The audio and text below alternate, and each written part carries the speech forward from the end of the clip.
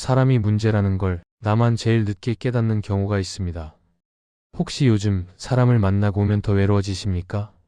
누군가와 웃으며 헤어졌는데 집에 돌아오면 마음이 더 무겁고 왠지 기운이 다 빠진 기분 있으셨죠? 내가 너무 예민한가? 나이 들어서 그런가? 아닙니다. 당신이 예민해서가 아닙니다. 곁에 두면 반드시 화가 되는 사람이 지금 당신의 삶에 들어와 있기 때문입니다. 정약용 선생은 유배지에서 이렇게 말했습니다. 사람을 알아보는 것이 천하의 가장 어려운 일이다. 맞습니다. 사람을 구별하는 건 정말 어렵습니다. 특히 나쁜 사람일수록 좋은 사람처럼 보이니까요. 오늘 당신 주변에 있는 독을 찾아드립니다. 이 사람들은 당신의 인생을 조금씩 천천히 확실하게 망칩니다. 지금부터 5가지 특징을 말씀드립니다.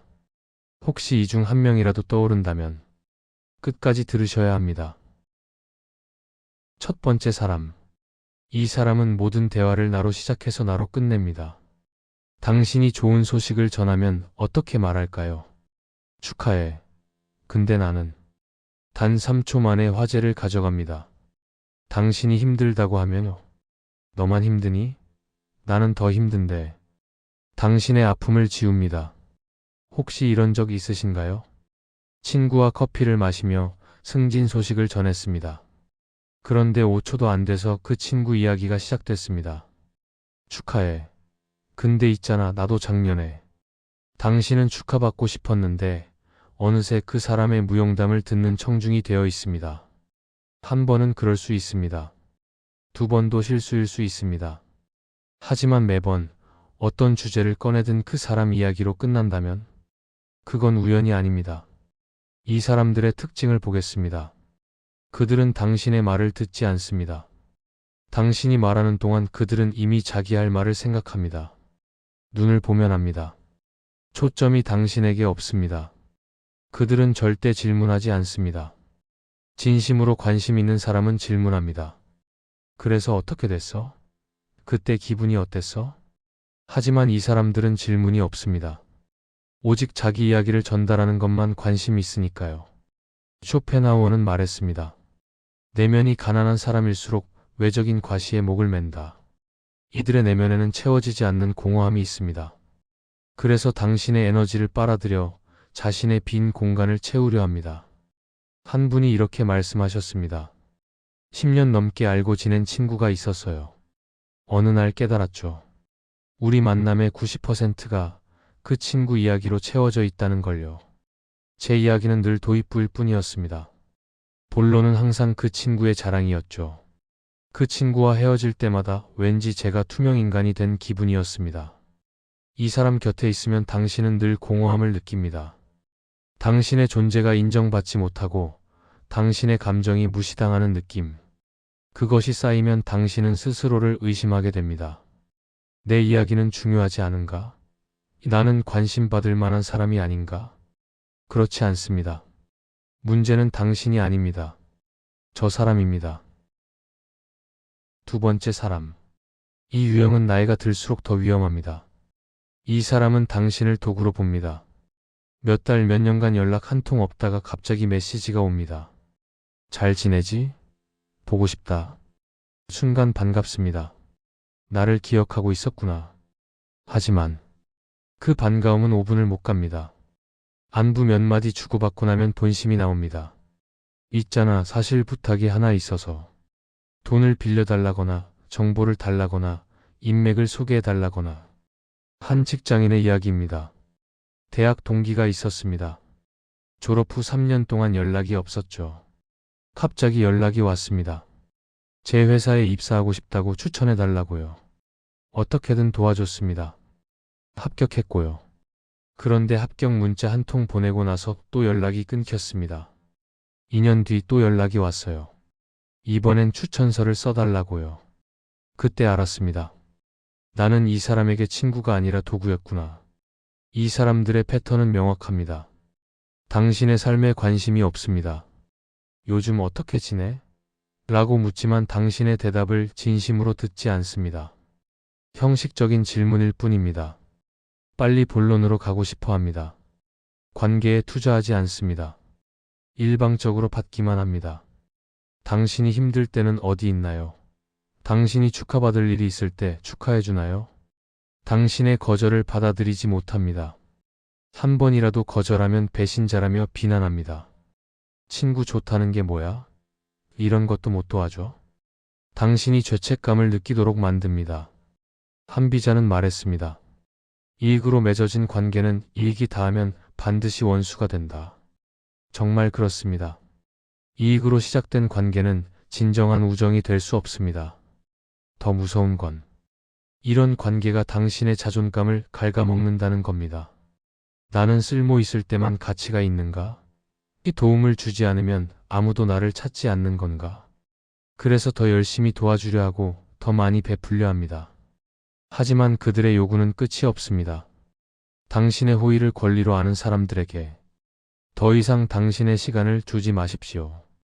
진정한 친구는 당신이 가진 것이 아니라 당신 자체를 사랑합니다. 세 번째 사람. 이 사람이 가장 위험합니다. 당신도 모르게 당신을 망칩니다. 이 사람은 당신의 자신감을 갉아먹습니다. 무서운 점은 늘 이런 가면을 쓴다는 겁니다. 다 너 잘되라고 하는 말이야. 이 말 뒤에는 어김없이 당신을 깎아내리는 말이 따라옵니다. 너는 다 좋은데 그게 문제야. 그건 내가 너무 예민해서 그래. 너는 항상 그런 식이야. 처음엔 그냥 넘깁니다. 내 걱정을 해주는구나. 하지만 이런 말을 계속 들으면 당신은 스스로를 의심하게 됩니다. 정말 내가 잘못된 건가? 나만 이상한 건가? 한 여성의 이야기입니다. 오랜 친구가 있었어요. 겉으로는 저를 아끼는 것처럼 보였죠. 그런데 제가 새로운 일을 시도하려고 하면 늘 이렇게 말했습니다. 너가? 솔직히 너는 그런 거 잘 못하잖아. 처음엔 현실적인 조언이라고 생각했어요. 하지만 시간이 지나면서 깨달았습니다. 제가 뭔가 시도하려 할 때마다 그 친구가 제 의욕을 꺾었다는 걸요. 너는 원래 그래. 너는 안 될 거야. 너는 능력이 안 돼. 이런 말들이 제 머릿속에 박혀버렸습니다. 결국 저는 아무것도 시도하지 않는 사람이 되어 있었어요. 요즘 말로는 가스라이팅이라고 부르지만 쉽게 말하면 사람의 마음을 흔들어 스스로를 의심하게 만드는 행동입니다. 이 사람들의 수법을 보겠습니다. 당신의 감정을 부정합니다. 그 말에 상처받았어라고 하면 별것도 아닌 걸 가지고 왜 그래? 라고 합니다. 당신의 감정이 잘못됐다고 말합니다. 당신의 기억을 왜곡합니다. 그런 일 없었어. 내가 잘못 기억하는 거야. 당신의 기억마저 의심하게 만듭니다. 당신을 다른 사람과 비교합니다. 쟤는 너보다 훨씬 잘하는데? 이 다른 사람들은 다 아는데 왜 너만 못해? 끊임없이 비교하며 자존감을 갉아먹습니다. 모든 책임을 당신에게 돌립니다. 그들이 화를 내면 내가 화나게 만든 거야. 관계가 나빠지면 다 내 탓이야. 항상 당신이 문제라고 말합니다. 명심하십시오. 진심으로 당신을 아끼는 사람은 당신의 결점이 아니라 당신의 가능성을 먼저 봅니다.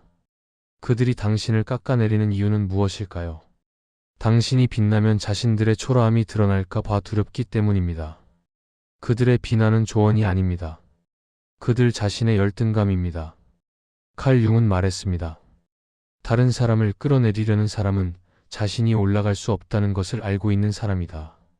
여기까지 들으시면서 마음이 조금 무거워지셨다면 정상입니다.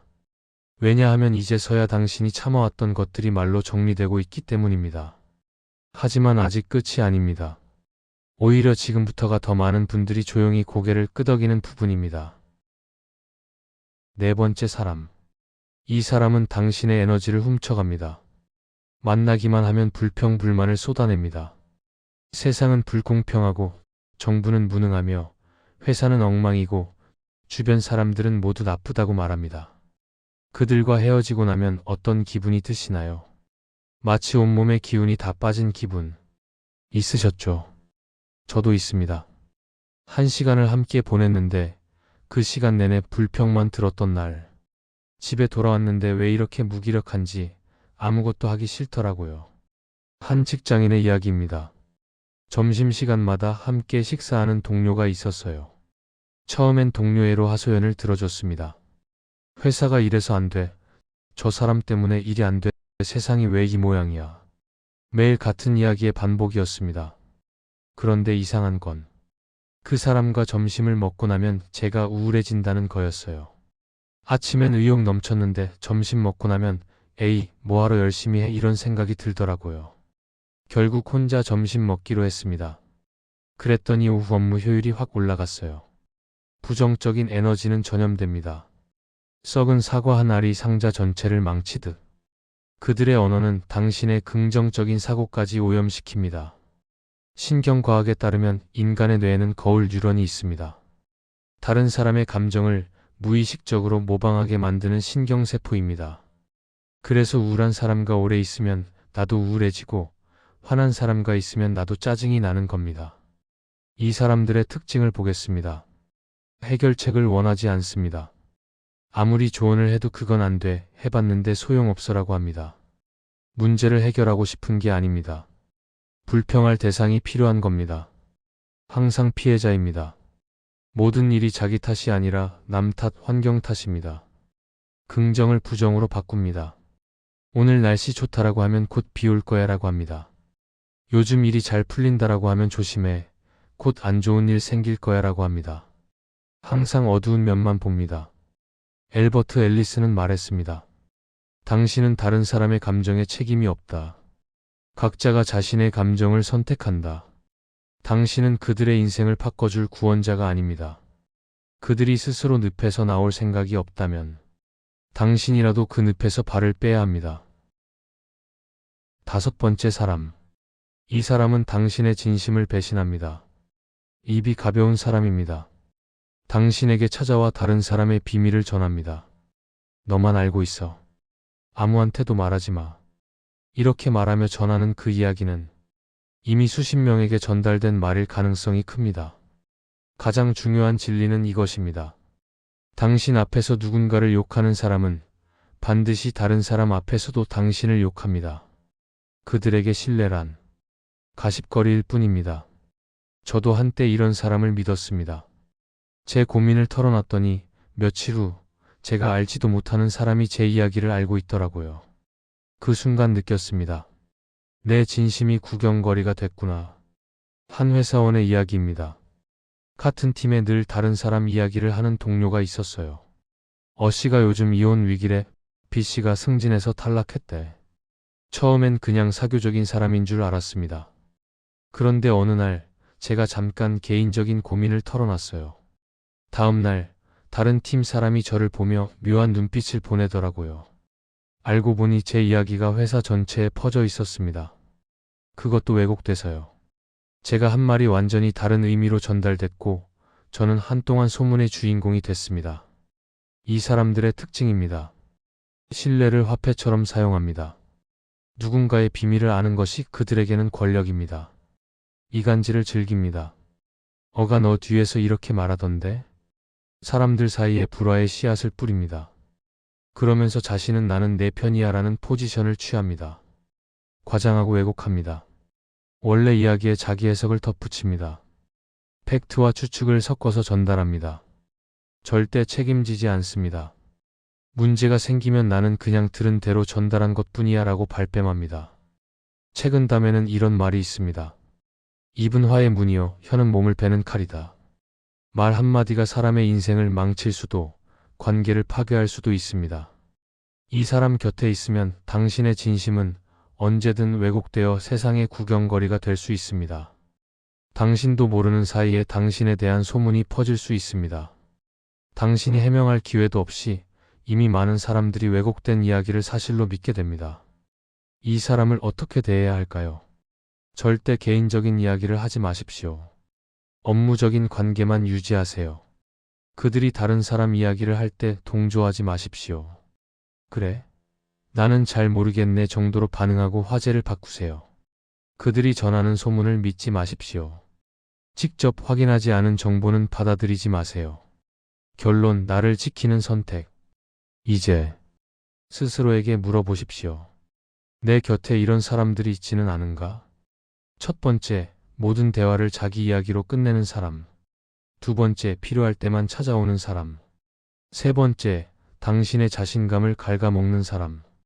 네 번째, 부정적 에너지를 쏟아내는 사람. 다섯 번째, 입이 가벼운 사람. 한 명이라도 떠올랐다면 오늘부터 결정하셔야 합니다. 인간관계를 정리하는 것은 비정한 일이 아닙니다. 그것은 내 삶이라는 정원의 잡초를 뽑고 내가 사랑하는 사람들과 나 자신을 위해 꽃을 심을 자리를 만드는 숭고한 작업입니다. 사람을 가려 사귀는 것은 곧 나를 지키는 법. 옛 성현의 말을 기억하십시오. 악연을 끊어내면 처음엔 외로울지 모릅니다. 하지만 그 고요함 속에서 비로소 당신의 진정한 목소리가 들릴 것입니다. 그리고 깨닫게 될 것입니다. 혼자 있는 것이 잘못된 사람과 함께 있는 것보다 훨씬 평화롭다는 것을요. 구체적인 방법을 말씀드리겠습니다. 첫째, 거리를 두세요. 갑자기 관계를 끊으면 오히려 문제가 됩니다. 서서히 자연스럽게 거리를 두세요. 연락 빈도를 줄이고 만남의 시간을 짧게 하세요. 둘째, 경계를 설정하세요. 이건 내가 도와줄 수 없어. 그런 이야기는 듣기 불편해. 명확하게 선을 긋는 것이 중요합니다. 셋째, 당신의 시간과 에너지를 소중히 여기세요. 당신의 시간은 유한합니다. 그 귀한 시간을 누구에게 줄 것인지는 당신이 결정할 권리가 있습니다. 넷째, 좋은 사람들과의 관계에 투자하세요. 독이 되는 사람을 멀리하는 것만큼 중요한 것은 약이 되는 사람을 가까이 하는 것입니다. 당신을 있는 그대로 받아들이고 당신의 성장을 응원하는 사람들, 그들과 더 많은 시간을 보내세요. 오펜하이머는 말했습니다. 최고의 삶의 방식은 당신을 끌어내리는 사람들을 피하고 당신을 끌어올리는 사람들과 함께하는 것이다. 당신의 인생은 당신 것입니다. 누구도 당신의 평화를 빼앗을 권리가 없습니다. 오늘 이 영상이 당신의 마음을 단단하게 만드는 작은 위로가 되었기를 바랍니다. 만약 당신 곁에 오늘 말한 사람이 있다면 오늘부터 조금씩 거리를 두는 연습을 시작해 보세요.